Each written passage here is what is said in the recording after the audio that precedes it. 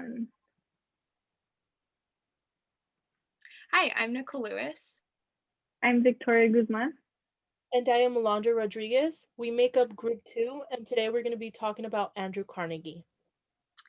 Andrew Carnegie's interpretation and implication of social Darwinism's definition of survival of the fittest led to the inspiration of his soon to be empire. The way his company was ran, in turn, caused the Homestead strike and weakened efforts to organize labor throughout the United States. A brief biography of Andrew Carnegie would be that Carnegie and his family came from Scotland and settled in the US, and here he worked in a factory at the age of 13, earning $1.20 a week. Andrew Carnegie reached his success by making some really good investments in oil and iron. Iron is what became his main focus. After Andrew Carnegie sold his company and after his retirement, he donated 90% of his money to the community for good causes. How Andrew Carnegie got started and how he viewed his competitors. So, Andrew Carnegie is one of those stories where this man went from rags to riches. He started working in a factory, as stated earlier, at the very young age of 13. He made some good investments in oil and steel while he worked as a superintendent in another steel company. And he built his company very quickly. He did this through technology, which made the production of steel easier. He set up different plants around the country for different uses. He saw that the demand of steel was great in the US at the time, so he decided to seize this opportunity.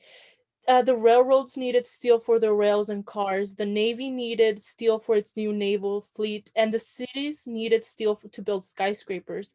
Every factory in America needed steel for their physical plant and machinery. Andrew Carnegie used this to his benefit. So he set up the different plants around the country, which allowed him for various uses. He had his own materials needed for the production of steel, which could include raw materials, the furnaces, the coal, the ships, and the railroads. Carnegie treated his competitors as moral enemies, always trying to find a way how he could outbeat them and would get the contract for steel. He would lower his prices just to beat them, and he would purchase the rails and mines in order to produce the steel cheaper and still make a profit.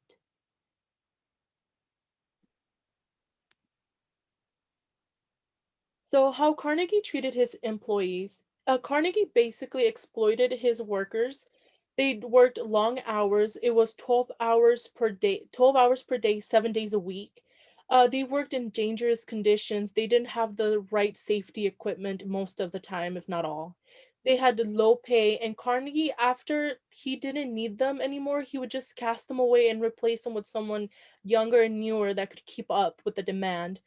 Carnegie believed in social Darwinism, and he used this and enforced it in his workplace.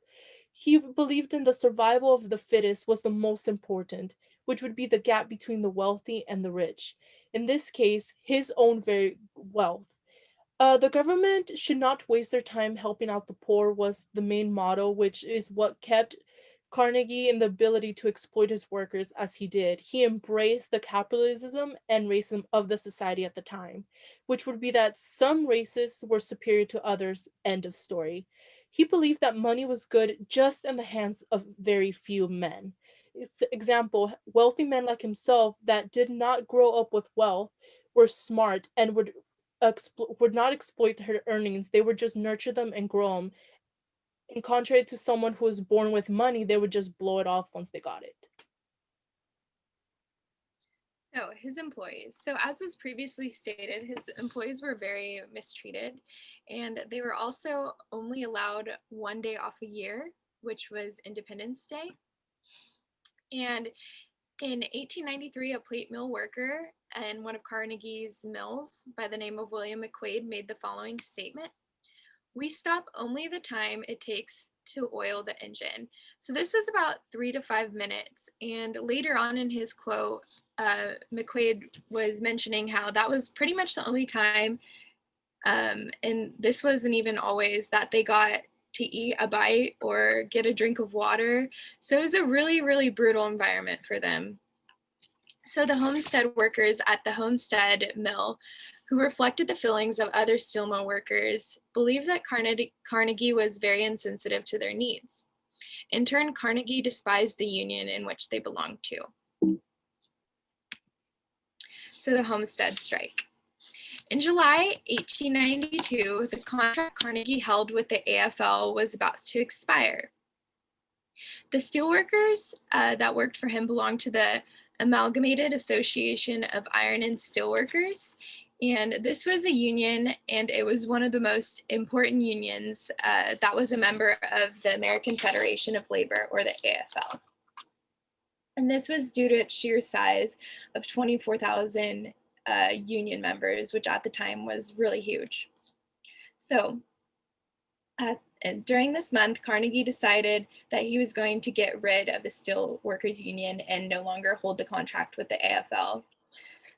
So he left on vacation, and he left his general manager, who was Henry Clay Frick, in charge. So Henry was the one who had to go ahead and make the announcement.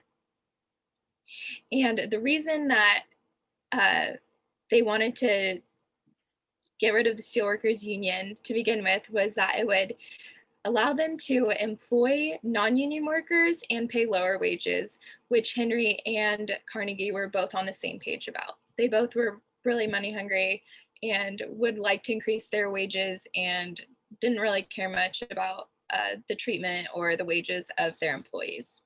So Henry made the announcement, and this is what started the union and inspired them to have their strike. In turn, Frick employed 300 Pinkerton guards.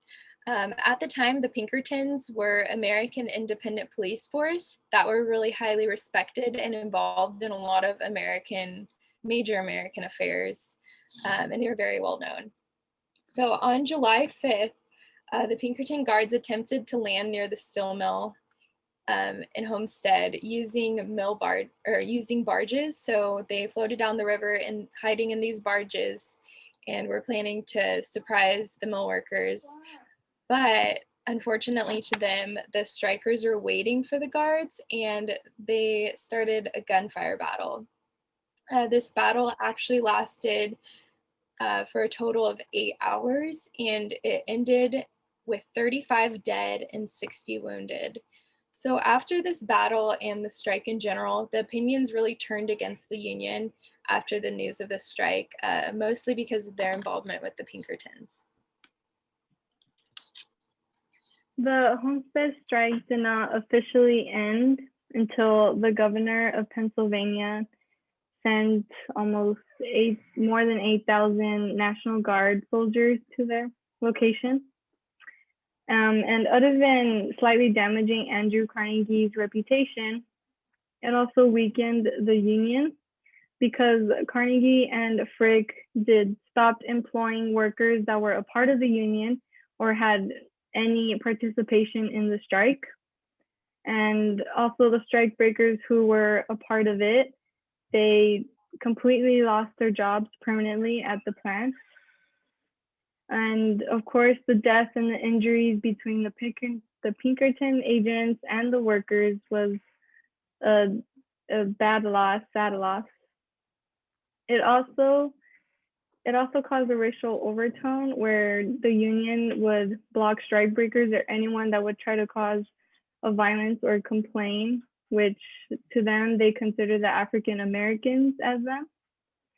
And days after the strike, they still continued to work. They hired new workers to replace the strikebreakers, but still have them work long hours and low wages with harsh conditions in the workplace.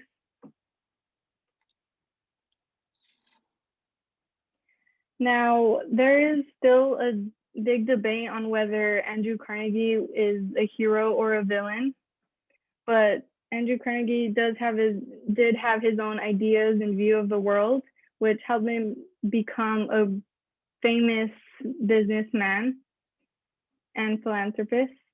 His ideas include that he was in favor of inequality.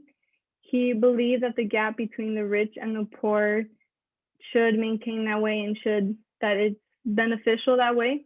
because he believed that the rich man should have a duty that they should donate their fortunes to help others, just like he did with his money after his retirement. And he also thought that the poor should see this gap as a benefit to them, that they should stop like complaining, I guess, in a way.